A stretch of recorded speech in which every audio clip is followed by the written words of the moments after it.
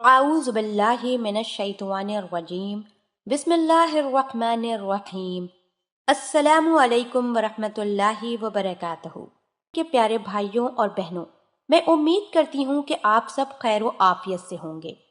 میری دعا ہے کہ اللہ پاک آپ سب کو خیر و عافیت سے رکھیں، آمین۔ ناظرین، آج ہمارے ایک بھائی نے سوال کیا۔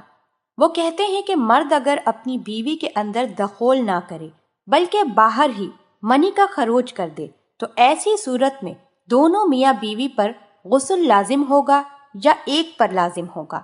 اور اگر دونوں میاں بیوی پر غسل واجب ہوگا تو اس کی وجہ بھی ضرور بتائیں۔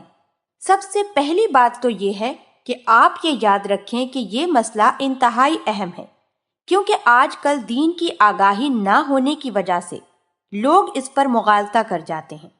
یا تو دونوں میاں بیوی غسل کر لیتے ہیں یا پھر دونوں میں سے کوئی بھی نہیں کرتا۔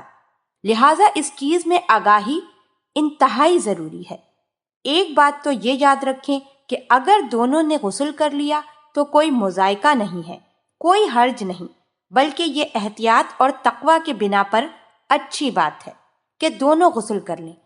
اور دوسری بات یہ کہ اگر دونوں نے غسل نہیں کیا اور رمضان کے دن ہے اور ایسے میں روزے بھی رکھ رہے ہیں، نماز بھی پڑھ رہے ہیں اور ویسے ہی گھومتے پھر رہے ہیں، تو یاد رکھیں کہ ابھی مرد جو ہے وہ ناپاکی میں ہے۔ عورت پر اگرچہ غسل واجب نہیں ہوگا، لیکن مرد ناپاکی کی حالت میں ہونے کی صورت میں اس کا گناہ بڑھتا چلا جائے گا، کیونکہ جب تک ایک انسان ناپاک رہتا ہے تب تک رحمت کے فرشتے اس سے دور رہتے ہیں اور اس انسان کے ذریعے گناہ لکھا جا رہا ہوتا ہے۔ لہذا اس کا مختصراً جواب یہ ہے کہ اگر شوہر بیوی کی شرمگاہ میں دخول نہ کرے اور اوپر ہی منی کا خروج کر دے، ایسی صورت میں صرف شوہر پر غسل لازم ہوگا، بیوی پر لازم نہیں ہوگا۔ اگر اس کے جسم پر کوئی ظاہری نجاست لگ گئی ہو تو ایسی صورت میں صرف نجاست کو رگڑ کر دھونا ہی ضروری ہوگا۔ دوسری بات یہ کہ غسل واجب تب ہوتا ہے جب دونوں میاں بیوی کی شرمگاہیں آپس میں مل جائیں اور اندر دخول بھی ہو۔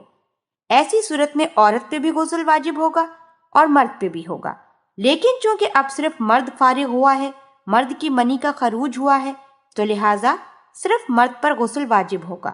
لیکن اگر شک ہے کہ ہو سکتا ہے کہ مغالطے میں دونوں میاں بیوی کے اعضاء آپس میں مل چکے ہوں تو ایسی صورت میں احتیاطاً غسل کر لیا جائے۔ یہ ایک مختصر سا جواب تھا۔ اللہ پاک ہم سب کو دین کی سمجھ عطا فرمائے اور اس کے مطابق زندگی بسر کرنے کی توفیق عطا فرمائے، آمین۔